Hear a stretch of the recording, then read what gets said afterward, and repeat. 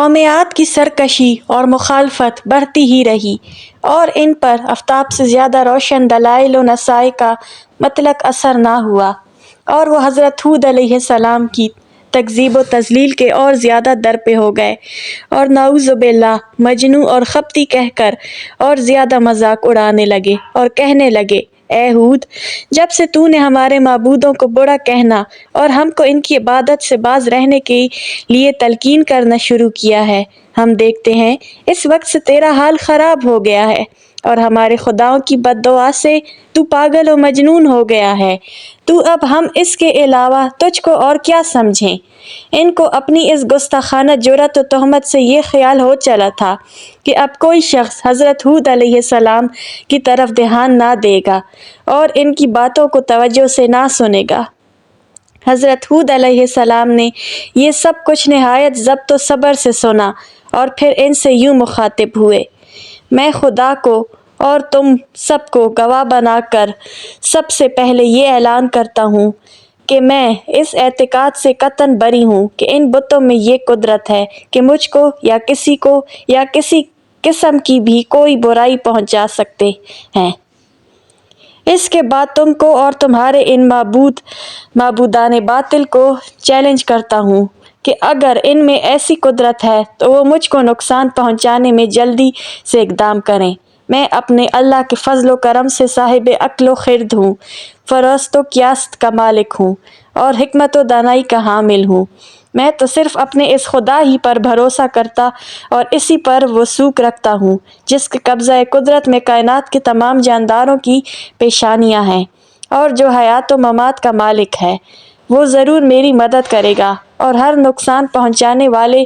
کے نقصان سے محفوظ رکھے گا۔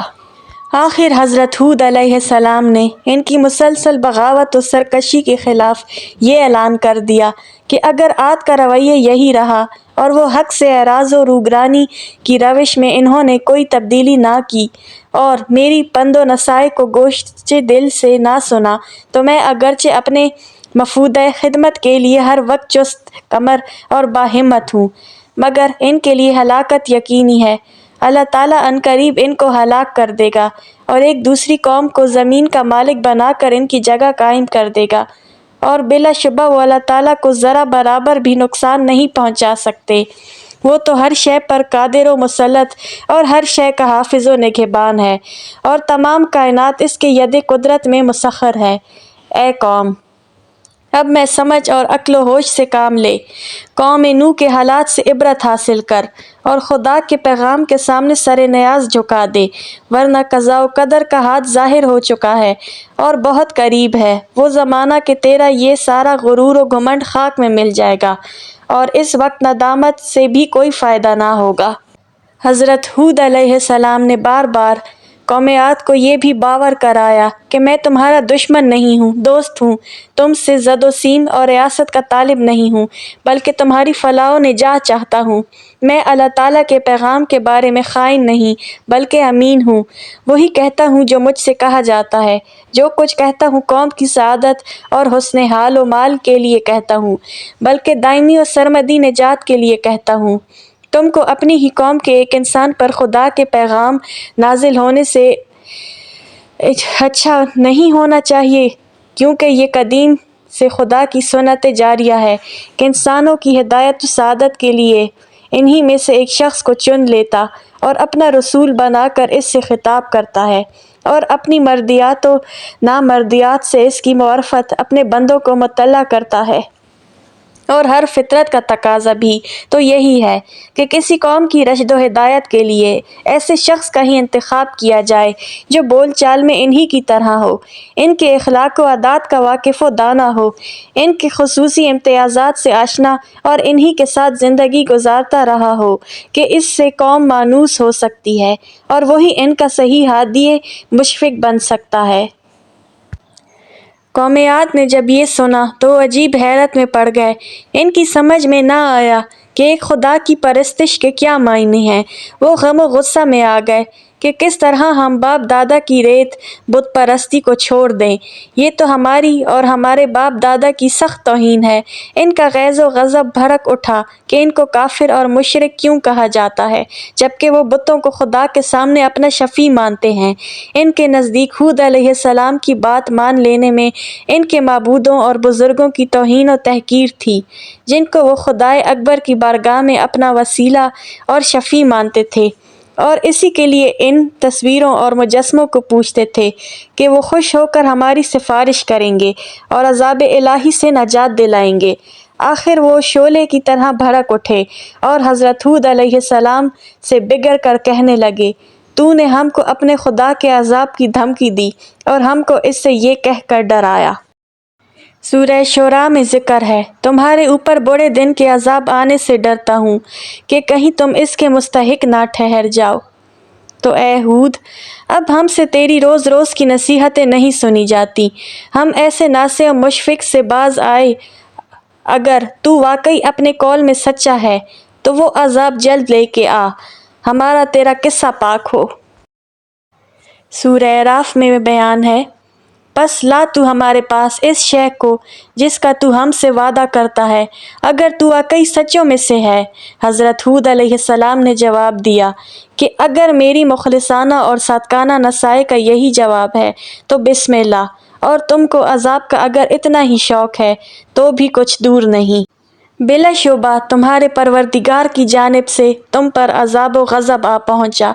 تم کو شرم نہیں آتی کہ تم چند خود ساختہ بتوں کو ان کے نام گھر گھر پکارتے ہو اور تم اور تمہارے آباء و اجداد ان کو خدا کی دی ہوئی دلیل کے بغیر من گھڑت طریقے پر ان کو اپنا شفیع اور سفارشی مانتے ہو، اور میری روشن دلائل سے انحراف اور سرکشی کر کے عذاب کے طالب ہوتے ہو؟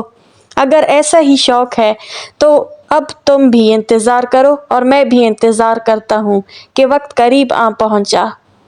سورہ شعراء میں ارشاد ہے، کیا تم مجھ سے ان من گھڑت ناموں یعنی بتوں کے بارے میں جھگڑتے ہو جس کو تم نے اور تمہارے باپ داداؤں نے گھڑ لیا ہے، جس کے متعلق تمہارے پاس خدا کی کوئی حجت نہیں آئی؟ پس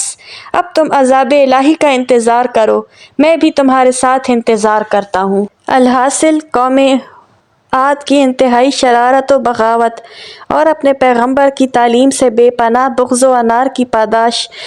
پاداش عمل اور قانون جزا کا وقت آ پہنچا اور غیرت حق حرکت میں آئی، اور عذاب الہی نے سب سے پہلے خشک سالی کی شکل اختیار کی۔ عاد سخت گھبرائے، پریشان ہوئے اور عاجز و دردمندانہ نظر آنے لگے، تو حضرت حود علیہ السلام کو جوش ہمدردی نے اکسایا اور مایوسی کے بعد پھر ایک مرتبہ ان کو سمجھایا کہ راہ حق اختیار کر لو، میری نصائح پر ایمان لے آؤ کہ یہی نجات کی راہ ہے دنیا میں بھی اور آخرت میں بھی، ورنہ پچھتاؤ گے۔ لیکن بدبخت و بد نصیب قوم پر کوئی اثر نہ ہوا بلکہ بغض و عناد اور دوبالا ہو گیا۔ تب ہولناک عذاب نے ان کو آ گھیرا۔ 8 دن اور 7 راتیں پہ ہم تیز و تند ہوا کے طوفان اٹھے اور ان کو اور ان کی آبادی کو تاہوبالا کر کے رکھ دیا۔ تنومند اور قوی ہیکل انسان جو اپنی جسمانی قوتوں کے گھمنڈ میں سرمست سرکش تھے، اس طرح بے حس و حرکت پڑے نظر آتے تھے جس طرح سے آندھی سے تناور درخت ہو کر گر جاتا ہے۔ عرض ان کو صفحہ ہستی سے مٹا دیا گیا تاکہ آنے والی نسلوں کے لیے عبرت بنے، اور دنیا و آخرت کی لعنت اور عذاب ان پر مسلط کر دیا گیا کہ وہ اس کے مستحق تھے۔ اور حضرت حود علیہ السلام اور ان کے مخلص پیروان اسلام خدا کی رحمت و نعمت میں عذاب الہی سے محفوظ رہے اور سرکش قوم کی سرکشی و بغاوت سے مامون ہو گئے۔ یہ ہے عاد اولیٰ کی وہ داستان عبرت جو اپنے اندر چشم عبرت ہیں کے لیے بے شمار پند و نصائح رکھتی اور خدائے برتر کے احکام کی تعمیل اور تقوی و طہارت کی زندگی کی جانب دعوت دیتی ہے۔ شرارت، سرکشی اور خدا کے احکام سے بغاوت کے انجام بد سے آگاہ کرتی اور وقتی خوش عیشی پر گھمنڈ کر کے نتیجے کی بدبختی پر مذاق اڑانے سے ڈراتی اور باز رکھتی ہے۔ غرض حضرت حود علیہ السلام کہ اس واقعے کا تفصیلی ذکر قرآن عزیز نے جس عبرت آموز طریقے پر کیا ہے، اس کو پڑھیے اور معزت و عبرت اور گرامایہ پند و نصیحت کا سامان فراہم کیجیے کہ دنیا و آخرت کی سعادت و فلاح کا یہی بہترین ذخیرہ ہے۔ اس بات کا پتہ سورہ سجدہ کی اس آیت سے لگتا ہے۔ سو جو عاد تھے وہ تو غرور کرنے لگے ملک میں ناحق، اور کہنے لگے کون ہے ہم سے زیادہ زور و قوت میں؟ کیا دیکھتے نہیں کہ اللہ جس نے ان کو بنایا وہ زیادہ ہے ان سے زور میں، اور وہ تھے ہماری نشانیوں کے منکر۔ پھر بھیجی ہم نے ان پر ہوا برے زور کی کئی دن جو مصیبت کے تھے، تاکہ چکھائیں ان کو رسوائی کا عذاب دنیا کی زندگی میں، اور آخرت کے عذاب میں تو پوری رسوائی ہے، اور اس روز ان کو مدد بھی نہ ملے گی۔